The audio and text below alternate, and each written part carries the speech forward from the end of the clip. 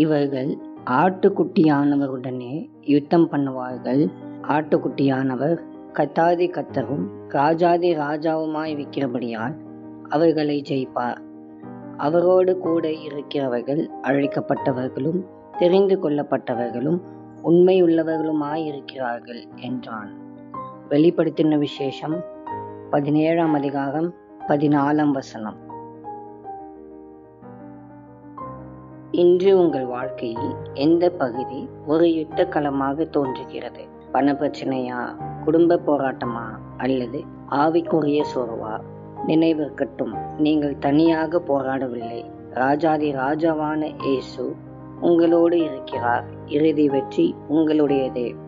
நீங்கள் செய்ய வேண்டியதெல்லாம் அவரோடு நிலைத்திருந்து இறுதி வரை அவருக்கு உண்மையுள்ள சீஷராய் வாழ்வது மட்டுமே. அன்பின் ஆண்டவரே, உமக்கு நன்றி. கர்த்தாவே, இந்த நாளுக்காக உமக்கு ஸ்தோத்திரம் செலுத்துகிறோம்.